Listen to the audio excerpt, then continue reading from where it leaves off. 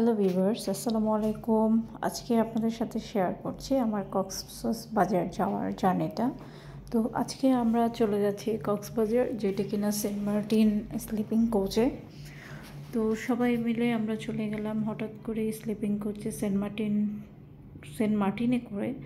তো এই হচ্ছে সেন্ট মার্টিনের স্লিপিং কোচ। আমরা রাতে আসলে বাসে উঠেছি, বাট সকালবেলা মুডটা ঠিক হয়েছে। একটু মজা করছিলাম কারণ অনেক ডিলে করে বাসটি ছাড়ে, যার জন্য আমাদের মুডটাই বোরিং হয়ে যায়। তো এই হচ্ছে সকালবেলা একটু ভালো লাগছিল, তাই আমরা একটু এনজয় করছিলাম, সবাই একটি ছোট ক্লিপ নিয়ে রাখছিলাম। তো স্লিপিং কোচ যেটা, এটাতে মোটেই আরাম ছিল না, বাট শুয়ে শুয়ে বাসে আসার যে একটা শখ ছিল সেটা পূরণ হয়েছে। তো এখন আমরা চলে আসছি বেস্ট ওয়েস্টার্ন হেরিটেজে। অনেক লম্বা সময় জার্নি করে আমরা এসেছি আমাদের এই গন্তব্যস্থলে। তো এসেই আমরা এখানেও ওয়েটিংয়ের মধ্যেই বসেছিলাম, কারণ হচ্ছে চেক ইন এবং আউটের যারা আছেন তারা বের হতে অনেক সময় নিচ্ছিলেন, এবং আমাদেরকে বলা হয়েছিল যে সময় চেক ইন করবে সেই টাইমের মধ্যে আসলে চেক ইনটা হয়নি, যার জন্য আমাদের আরও এসে লবিতে বসে ওয়েট করতে হয়েছে। যাই হোক, ওরা একটি ওয়েলকাম ড্রিঙ্কস দিয়েছে, যেটা পাপায়া জুস ছিল, এবং অনেক সুন্দর এনভায়রনমেন্ট এটার, না বললেই নয়। বেশ বড়সড় এই হোটেলটিতে আপনারা আসতে পারেন, অনেক চমৎকার এবং ভালো লাগবে। তো ওরা আবার যেহেতু ক্রিসমাস সামনে, ক্রিসমাসের জন্য ক্রিসমাসের একটি ডেকোরেশন করেছে। সব বাচ্চারা এখানে এসে খুব মজা পাচ্ছিল, ভেবেছিল যে এর ভিতরে মনে হয় গিফট আছে, গিফটগুলো তারা পাবে। যাই হোক, অনেকেই ছবি তুলছিল, রিহানও তুলেছে। তো এইভাবে ওয়েট করতে করতে আমরা অনেক সময় নিয়ে নিলাম লবিতে। প্রত্যেকটা জিনিস এত চমৎকারভাবে ডেকোরেশন করা, ওদের খুব বড় এবং বড় সড়ো, এবং ওদের সার্ভিসটাও ভালো।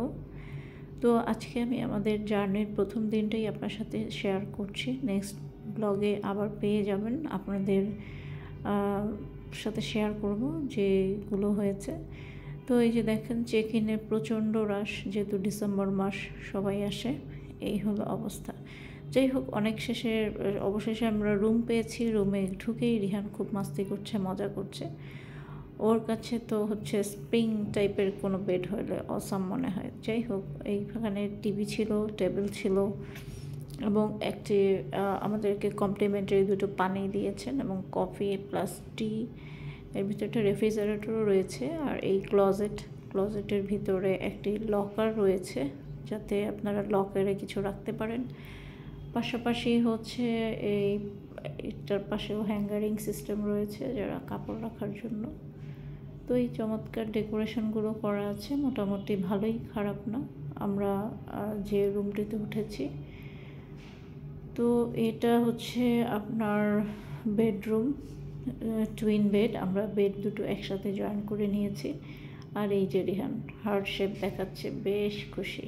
এত চমৎকার লাগছে নাকি তার, এত ভালো লাগছে ঘুরতে এসে। আর হ্যাঁ, কেনই বা লাগবে না, কারণ এটা রিহানের ফার্স্ট টাইম কক্সবাজার ট্যুর।